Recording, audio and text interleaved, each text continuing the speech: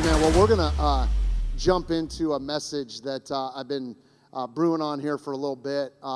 We kicked off a couple weeks ago. How many enjoyed Father's Day last week? That was pretty fun, wasn't it? Right on. Let's welcome everybody that's watching on live stream here. You can obviously tell I'm stammering a little bit to get into the content of this message because I think that it's thick with truth that can really impact our life. I want to make a statement as we talk about steel wool. I love this. I don't know where we're going with this, but we're going somewhere further than just a message series with this because I see cover to cover in the Word of God, and I don't know about you, maybe it's just my life. I've been through some stuff in my life. I was telling my story to a guy that inherited his father's men's ministry, and they're raising up 100 million fathers in the world, and he said, I want to know your story, so he takes me out to breakfast, and literally he wanted to know it all, and I'm like, I don't know if I want to tell you all of it, because he said something to me that just reinforced where we are as a church right now, because guys, cover to cover, the Bible is full of battles. I know it's a love story, I get that, it's a love story about how God so loved you and I, so loved the world, a broken system, that he sent his one and only Son, Jesus Christ, that whosoever would believe in him would not perish but have everlasting life. But candidly, if we dive into it, that is such an internal and powerful and singular, amazing message that it is enough. But when you really, really dive into it cover to cover, it goes even deeper. It seems that this love that he has for us comes from this place within him, God, Jesus, that he really contends. He wars. He battles. He goes after us with a reckless abandon, and his love actually provokes him to fight for us and stand for us and reach towards us and go through the most unbelievable circumstances. I mean, you read the characters of the Bible and you wouldn't even want to live most of their lives. Right? I mean, if you read David, if I said, how many want to be David? Most people would lift their hand, but if I said, how many want to live David's story? Only the good parts, right? Like I want to take out some of the other parts. I mean, think about Samson. I mean, how many want to be strong as Samson? Yeah, right up until the part where he cut his hair. Got his eyes, like when you think about it, God, it's this incredible love story for us, but it's rooted in this significant perspective that cover to cover there's a mentality of battling. There's a mentality of God has fought for you and I to know him. God has fought for you and I to love us. It reminds me of how much I fought for Melinda.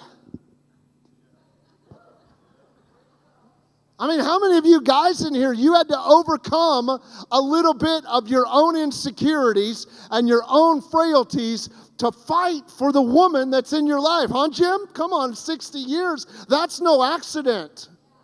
You had to contend for your love at times. Ladies, how many of you have had to contend a time or two for this thing that you call love? And I see in like Scripture, like God has contended for us.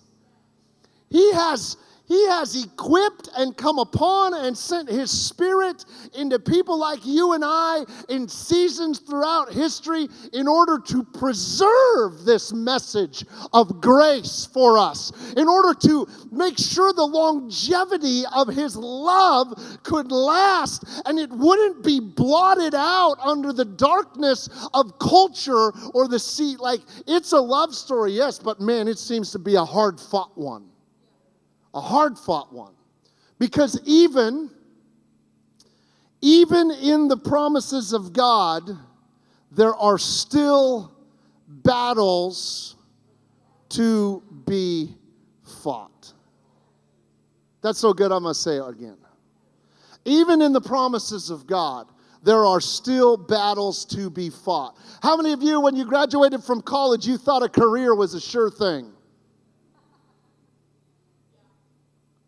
Right? Hey, man, I got my college degree. Like a career, I'm going to be making $100K this time next year. We all know that's not true. Our expectations often don't match our reality. And sometimes when we step into the promise of God's salvation and the promise of what we have, we don't expect any more battles. We think, well, because I'm serving the King of the universe and because I'm serving an almighty, awesome, all-powerful, all-knowing God, well, then there must not be any more struggle. But how many know that there's nothing further from the truth? Because even in the promises of God, there's still battles to be fought. Anybody in here retired? Not yet, yeah. Listen, retired people expect the pension to always be there.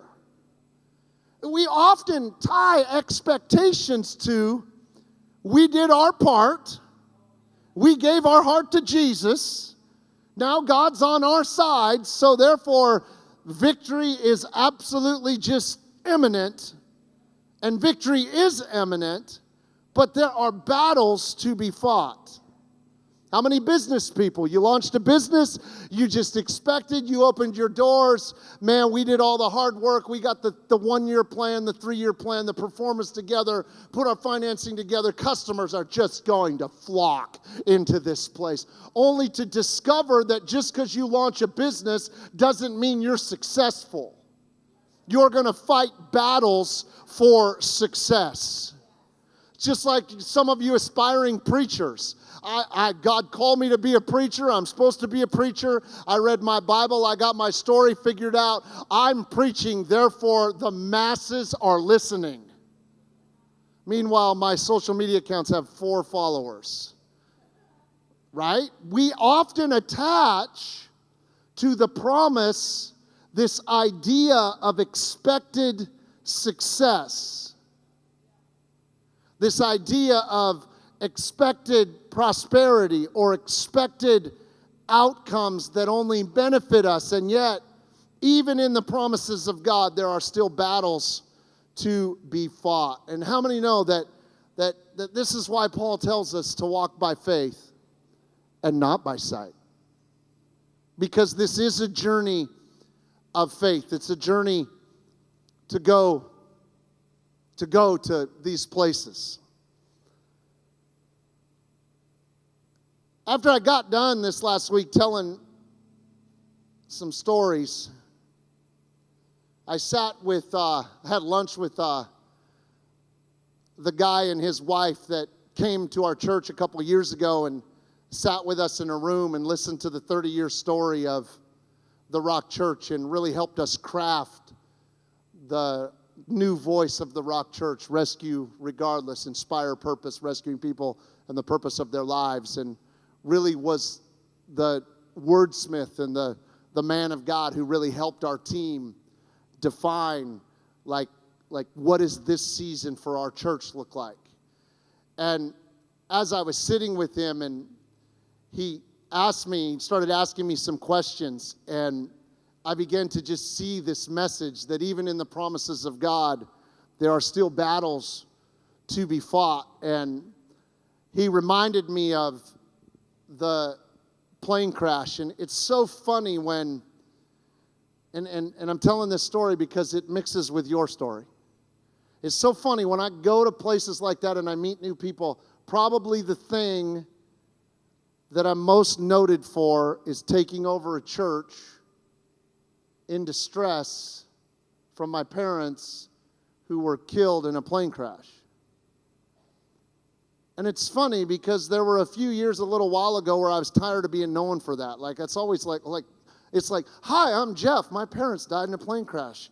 The first response to that is like, oh my God, I'm so sorry.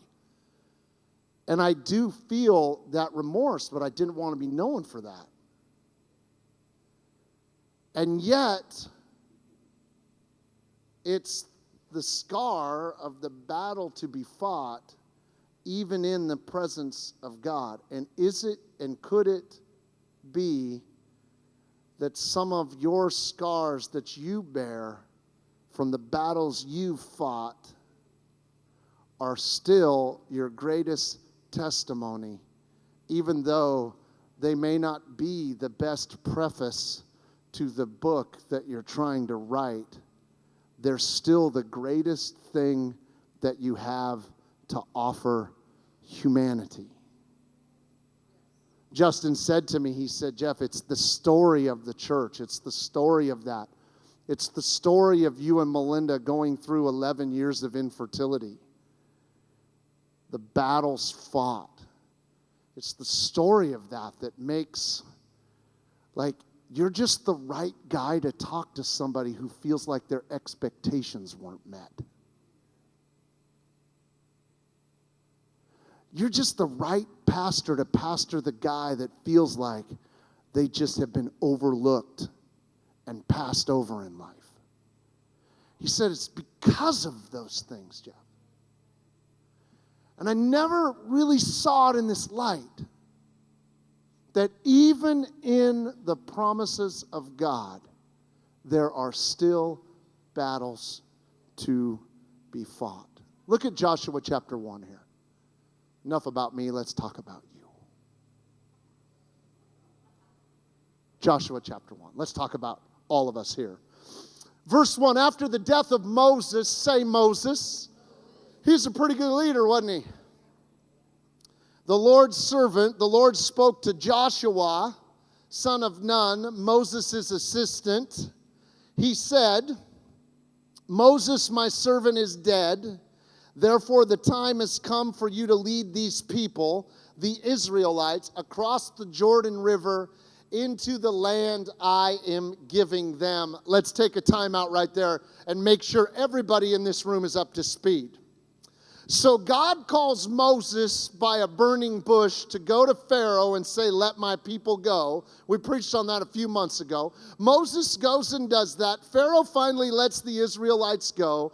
All of a sudden, Pharaoh realizes he's made a mistake, so he pursues them with all of his armies. They chase them to the edge of the Red Sea. Moses is the guy. He's standing. He's like, we're done. Their army's going to catch us and kill us.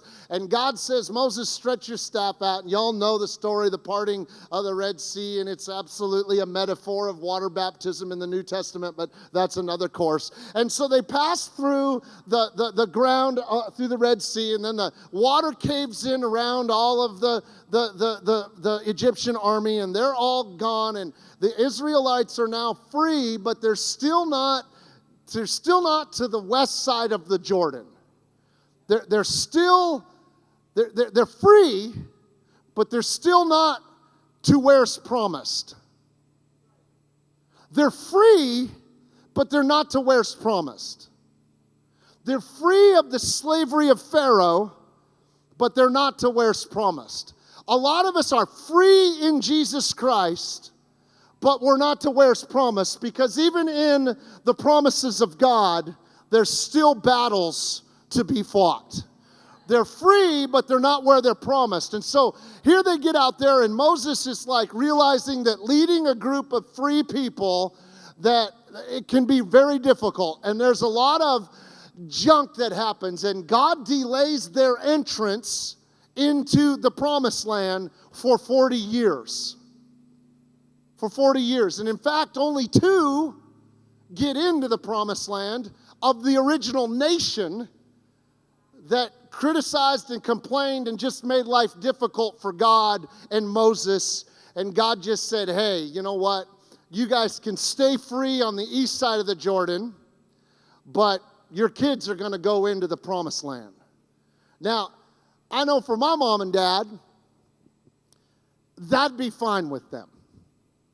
They always wanted their kids to go into the promises of God. I'm pretty sure if I ask you with kids here, you'd say, man, if my kids go further than I did in this thing called life, then I'm pretty pleased and pretty happy.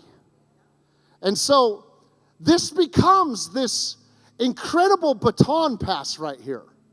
Moses, who led them to freedom, has now been has now passed away, and the baton is being given to Joshua, a free man in Christ, living in free, and now he's been commissioned to take them to the promise. And so God says, go across the Jordan River. Verse 3, look at this real quick. He says, I promise you what I promised Moses. Wherever you set foot, you will be on land I have given you. No one, verse 5, no one will be able to stand against you as long as you live. For I will be with you as I was with Moses. I will not fail you or abandon you. Joshua, the promise is the same. This promise is the same. The promise is the same as it was to Moses. Wherever you set your foot belongs to you, and I will not fail you or abandon you. I don't know who you are today, but you need to hear this. The promise is the same to you as it was to Moses. He will not fail you or abandon you. The promise is the same, but check it. Verse 6, be strong and courageous, for you are the one who will lead these people to possess all the land I swore to their ancestors I would give them. That's the first, be strong and courageous. Verse 7, be strong and very. Very just ups the ante, right? Just says, hey, you're going to need to be very courageous. He says, be careful to obey all the instructions Moses gave you. Do not deviate from them, turning either to the right or to the left. Then you will be successful in everything you do. Study this book of instruction continually. Meditate on it day and night, so you will be sure to obey everything written in it. Only then will you prosper and succeed in all you do. This is my command, verse 9. Be strong and courageous, exclamation point. Be strong and courageous, be strong and very courageous, be strong and courageous, exclamation point. Do not be afraid or discouraged, for the Lord your God is with you wherever you go. The promise is the same.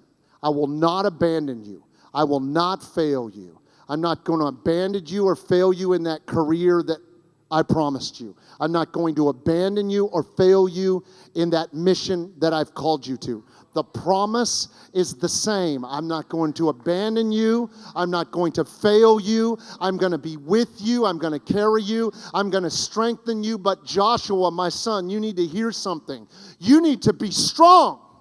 You need to get some steel wool up under you, because you're not going to be able to go into the promise unless you fight the battles from a posture of strength. Be courageous, steel wool kind of courageous, because the promises remain, but you're going to have to be courageous to fight the battles. Because even in the promises of God, come on somebody, right? There are still battles to be fought. Do you realize that between Joshua chapter 1 and Joshua chapter 12, Joshua and his men and women have to defeat 31 kings. Moses had to defeat 2 kings east of the Jordan. 2. So if you ever said, how come they don't have 31 problems to overcome to get what God promises them? They seem to only have 2. That's because they're Moses. You're Joshua. And the promise is the same. But even in the promises of God, there are still battles to be fought. 31 armies to overcome between Joshua 1 and Joshua 12. Unbelievable. How about the king of fear? The king of fear paralyzes us in the promises of God. 2 Timothy says that God has not given us a spirit of fear, but power and love and a sound mind. The same storm that destroyed the earth, it lifted Noah and his family. The same storms that we find ourselves in culture, the same things that are trashing and wrecking the foundations of what we believe is so true, those same storms can lift us if we will not subject our heart to the king of fear, but instead pick up our courage and our strength and our steel wool in the midst of fear and conquer fear. The storm you're in now may be God's way of protecting you. Sometimes a no is not a no. Sometimes a no is a not yet. Sometimes a no is a wait. Sometimes a no is protecting you from what could destroy you if it was a yes. And God said, my promise is the same to Moses, Joshua. It's the same to you. But you're going to need to be strong when I say no. You're going to need to be courageous when it feels steep. And fear paralyzes, and we got to beat the fear. I have been afraid as a leader in this church before. Many times. Many times when we stand on the precipice of taking a step into something that requires extreme amounts of courage on my part, extreme amounts of strength on my part, not like physical strength. I know you can tell I bench press like 275 pounds, but that's not what I'm talking about. When it's just going to require more strength of faith, more strength of courage, more strength of heart, not letting my foot slip with my tongue. You know what I'm talking about. Like guarding my mouth and my words when I feel like the waves are crashing against us and I want to subject to fear. Like one of the first kings you got to conquer on this side of the promise is the king of fear. How about the king of contentment? The king of contentment. You know, the pioneers, when they came this way, I bet you being a pioneer was pretty awesome. How many would like to live like just pioneer something? I mean, you wouldn't like to live back then because you like your coffee and your latte in the morning and air conditioning's nice on a hot day and all that. But like if you could go back and spend a couple weeks being a pioneer, you know, keeping yourself safe from wolves and wild bears and savages. You know what I'm saying? Like, live like John Wayne, right? Like, the pioneer spirit is really awesome. I actually think the Northwest is the way the Northwest is because the people that are really the roots of the Northwest are actually the furthest pioneers. Because contentment will often cause people to settle even in the promise. If you're pioneering and you get to St. Louis, and I'm not saying anything bad about St. Louis, I have friends there, I like St. Louis. But I'm just saying, if you settle in St. Louis, the pioneering's over. I mean, the only reason the people stopped in the Northwest is because they ran into the Pacific Ocean. Let's be honest, with the attitude around this area, we'd still be going if there was a trail. Like who's the guy, the Tesla guy, Lusk? Is that his name, Lusk? Like he's building like space travel here, like because it wasn't enough that we pretty much like made the airplane like go around the globe the fastest with Boeing. We're now gonna, like that's the Northwest. That's the rest of the country kind of, anyway, love y'all on live stream. I'm just saying that like the king of contentment, we sometimes settle when we're called to pioneer.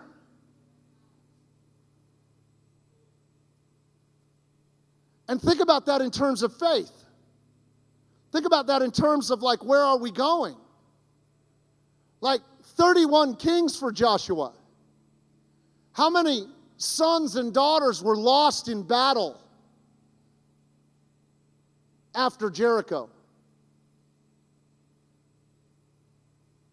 I mean, I'm sure that there are times in every man's life, in every woman's life, in every leader's life, in every parent's life, where we're just like, hey, I'm not, like, we're good.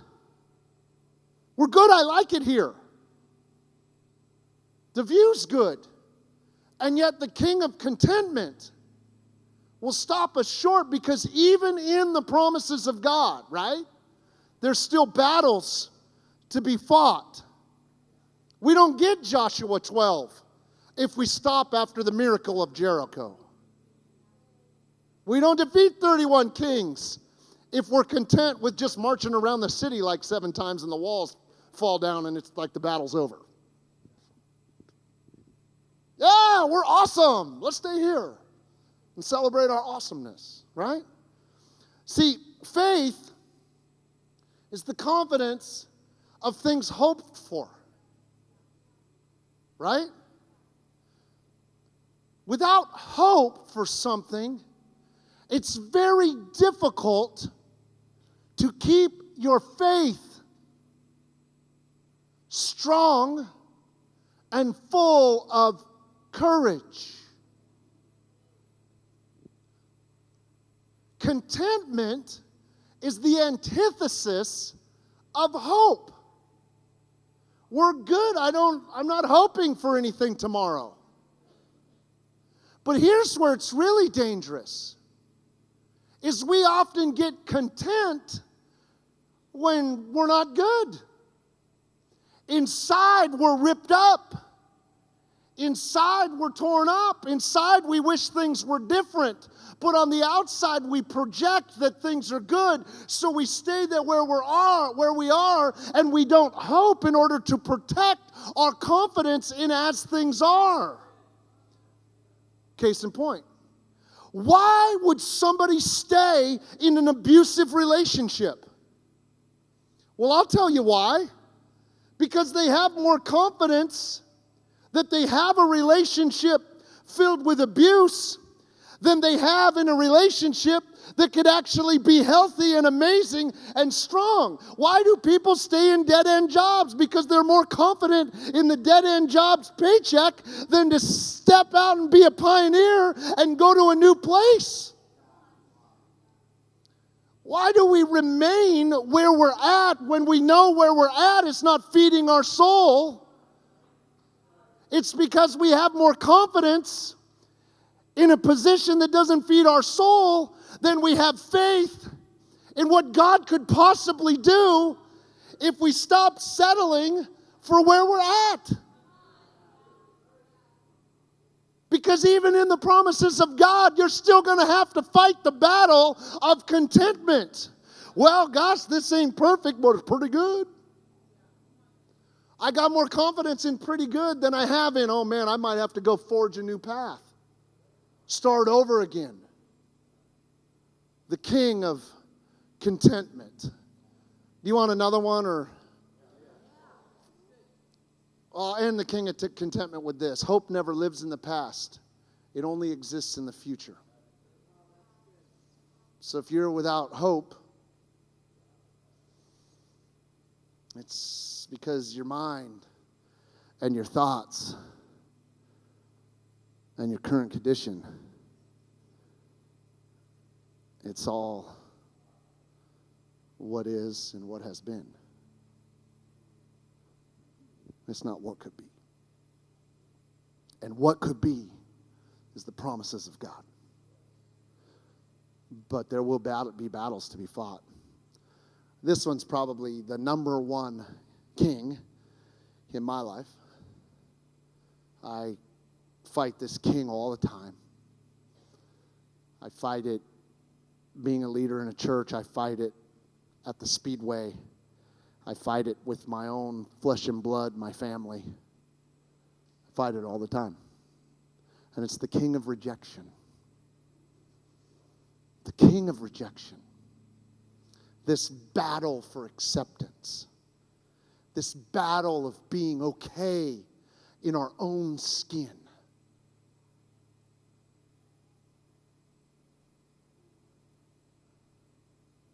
Anybody fight that? The king of rejection. Just because we feel rejected doesn't mean we don't have the promises of God. Just because we feel fear doesn't mean we don't have the promises of God. Just because we battle these things doesn't mean we don't have the promises of God. It just means that there's a battle to be fought over these things like fear and over these things like rejection. I fight this battle. Psalm 23 says that God prepares a table for me in the presence of my enemies. In the presence of the enemy is not you. The enemy is rejection. The enemy is not them. The enemy is rejection. He prepares a table for me in the presence of my enemy of fear, in the presence of my enemy of rejection. He does. He does. And so if you get yourself thinking when you're in groups of people, if you start thinking like everybody's against me, nobody at work likes me, all the people in my school just tolerate me.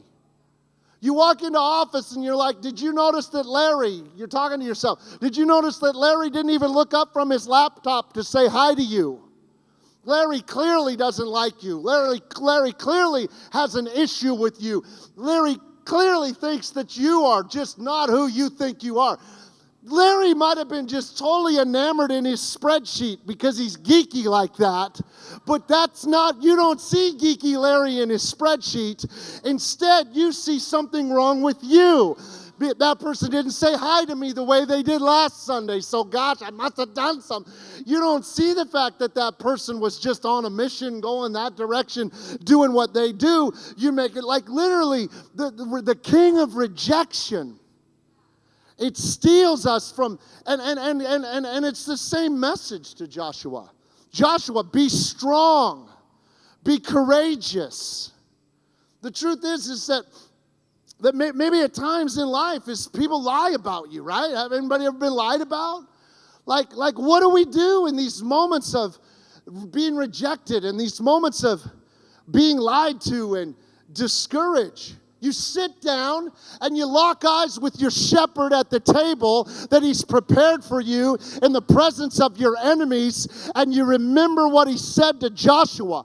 Be strong and very courageous, Joshua, when you pass over this river. Be strong and courageous, Joshua. Get some steel wool up under it, because even in the promises of God, there are still battles. Come on, somebody. To be fought. I don't know what you've been battling this week, but I want you to know, don't let it steal from the promise of God in your own life anymore. I could go on. I got 9 more, but we won't go on anymore. But anxiety is a king that must be conquered. Discouragement is a king that must be conquered.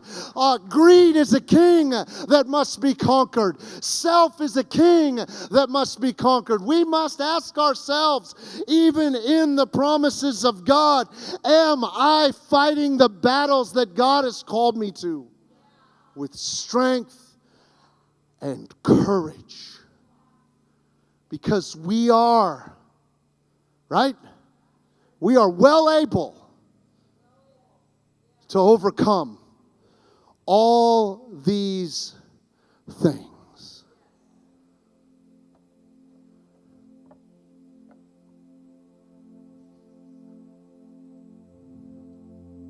When I look out on this room, I see people who have overcome all these things.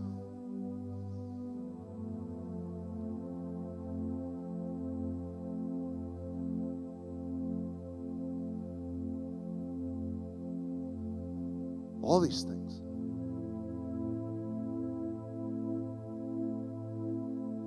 These things. I look out, I see your faces. But for many of you, I know your stories. You overcome all these things. And for those of you right now that maybe are in a battle, you might be in a war. You might be fighting and contending for the promises of God. Be strong. Be courageous. As he was with Moses, he will be with you. And he will not fail you. And he will not abandon you. And he will not forsake you. And you are not alone.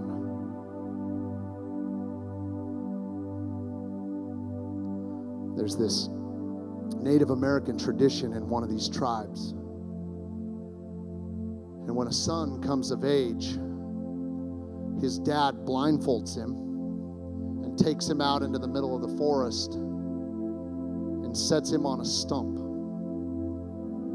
And the sons were never allowed to tell of this experience to any of their peers because it would ruin the moment. And so it was a very sacred ritual that they would go through. So they would blindfold the son, 12, 13 years of age, take him out into the forest and sit him on a stump. And the instructions were, when you see the light of day pierce through the blindfold, you can take your blindfold off. All through the night, in the darkness of the night, as the son sits upon the stump, he hears so many noises. Have you ever been that young boy camping out in your backyard and you're pretty sure those coyotes are coming to get you? Right? Well, these young braves, these boys, it was the passage to manhood. And they would hear the wild beasts, and they would hear noises, and they would be filled with much fear all throughout the darkness of the night. You can imagine the thoughts that would go through their minds. Their dad had blindfolded them, taken them into the middle of danger, set them on a stump for the whole night. All the noises, they couldn't move, they couldn't leave, they couldn't run. For in the completion of this, they would truly become a man. And as the sun would rise, and as the rays of light would pierce through the blindfold, the tradition of this ritual was the son would take his blindfold off. And unbeknownst to him, his father was sitting next to him on watch the whole night.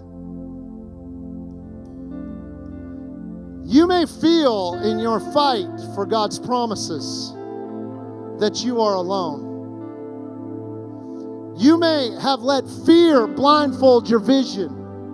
You may have let contentment slow you down in your progress, or rejection grab the eyesight of your hope. But you, my friends, you are not alone. Your Father is with you in the fight. He's right there. Because even in, somebody help me, even in the promises of God, there are still battles to be fought. Father, in Jesus' name, if you're here this morning and you're fighting a battle, why don't you just stand to your feet right now? Just let me pray for you. Lord, I thank you for strength and courage in Jesus' name. I thank you, God, for this perspective, God, that we are never alone in the fight. That the struggle, God, Lord, is your struggle. And you carry it with us, Lord. You will not abandon us. You will not fail us. You will not leave us, God, in the darkness of night, God. Because you, God, make the darkness tremble. And so we thank you this morning for Jesus. I thank you for victory, God, Lord, in relationships, God. Victories, God, in business, God. We don't fight, God, for victory, God. We fight from victory, God. And I thank you right now, Father, in Jesus' name, God, that the battle, God, Lord, is yours, God. And therefore it is ours now. In Jesus' mighty name, God. I thank you for it, God. In Jesus' mighty name. Come on, somebody. Let's give the Lord some praise this morning. Let's say to him, we love you, God. We lift you up, Father. You're with us, God.